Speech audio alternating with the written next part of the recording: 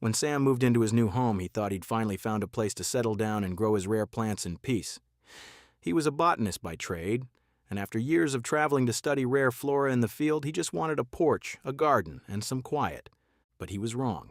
He didn't just get a neighbor, he got a self-appointed branch manager. Marlene Pringle thought she owned the entire complex. She'd spent decades making everyone's lives miserable with her lanyards, her clipboards, and her endless three-ring binders of standard operating procedures. To Marlene, residents weren't neighbors. They were human capital that needed to be brought into compliance. She targeted Sam from day one.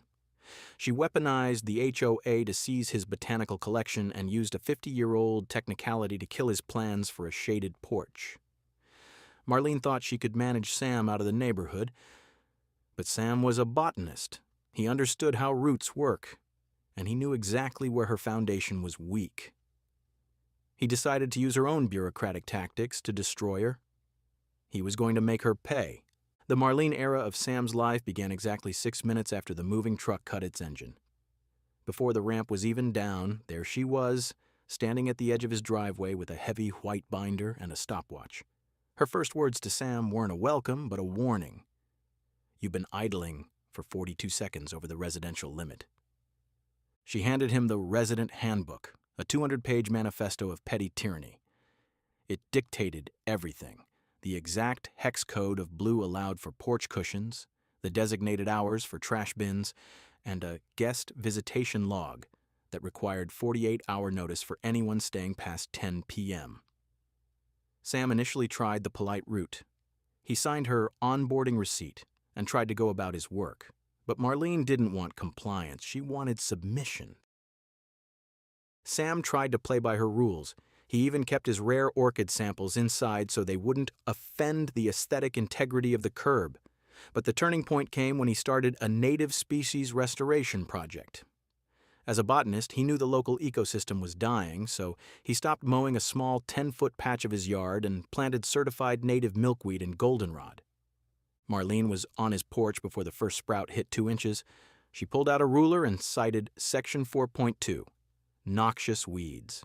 Sam tried to explain that these were protected species vital for the local bee population.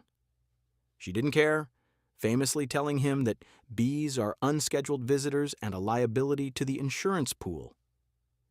2 days later, while Sam was at a conference, she brought her cousin over with a commercial-grade weed whacker and razed the entire patch to the dirt. Sam's research, his hard work, and the rare seeds he'd spent years tracking down were gone. That was the moment he realized Marlene wasn't just a nuisance. She was the rot in the garden. Marlene's next strike was even more personal. Sam had submitted plans for a shaded porch, a beautiful, sustainable wood structure that would have lowered his cooling costs and given his surviving plants a place to thrive. Marlene spent 3 nights in the city archives searching for a weapon. She found an obscure view corridor easement from 1974 that had been forgotten for half a century. She brought it to the zoning board claiming Sam's porch would impede the visual flow of the streetscape. The board, tired of Marlene's constant litigation, gave her what she wanted just to make her go away. They issued a stop work order. Sam stood in his backyard looking at the half-poured footings and the lumber he'd paid for out of pocket. He realized that as long as Marlene held that binder, no one in this neighborhood was actually free to live. But Marlene had forgotten one thing. Sam was a scientist who specialized in the fleeing of rare flora. He knew how to spot things hidden beneath the surface. While Marlene was busy lurking behind her curtains with binoculars, measuring the height of Sam's mailbox, Sam was doing some management of his own. He hired a senior land surveyor and a soil engineer under the guise of reevaluating his porch site. He gave them a very specific set of coordinates to check near the property line. You see, Marlene's house was the jewel of the block. 10 years ago, she had added a massive 3-car luxury garage and a stone retaining wall. When the surveyor finished, he looked at Sam in total disbelief. The survey revealed that Marlene's garage didn't just sit near the property line. The entire western foundation was 3 feet over the boundary onto city-owned easement land. Even worse, her retaining wall was built directly on top of a primary drainage pipe belonging to the municipality. Sam didn't run to Marlene with the news. He knew how she worked. If he told her, she'd find a way to bury it or bribe a city clerk. Instead, he gave her the full Marlene treatment. He drafted a formal Notice of Ecological Concern. He used the exact same font and headers she used in her HOA binders and sent it to the city engineering department, the water authority, and the district surveyor. He claimed he was worried about soil instability caused by the neighbor's retaining wall. By using her own favorite safety buzzwords, he triggered a mandatory, non-discretionary city audit. Marlene couldn't stop it. When the city inspectors arrived, Marlene came charging out of her house, binder in hand, ready to onboard them. She tried to tell the head engineer that he was parked in a non-commercial zone. The engineer didn't even look up. He just pointed at the ground and told her that her garage was sitting on a city easement and her wall was a public safety hazard.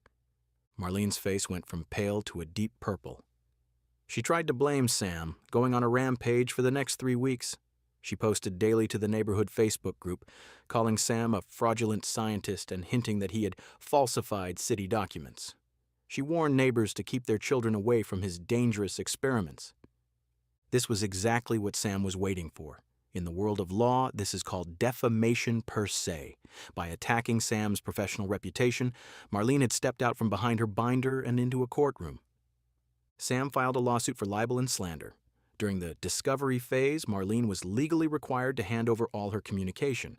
Sam's lawyers hit the mother lode. They found Marlene's management log, a digital diary where she tracked every neighbor. One entry dated from the time her garage was built read, "Contractor says we're over the easement line. I told him to build it anyway. The neighbor is a pushover. I'll just manage the situation if it ever comes up." The trial was short.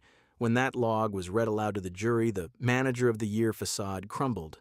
Sam's lawyer didn't just ask for damages, he asked for punitive damages, extra money specifically meant to punish someone for acting with actual malice. The jury was disgusted. They awarded Sam a judgment so large it effectively wiped out Marlene's entire home equity. But the financial blow was only the beginning. Because the malice was now a matter of public record, the city engineering department denied her request for a variance. They issued a final order. The illegal garage and the retaining wall had to be removed. The sound of the jackhammers was the most beautiful music Sam had ever heard.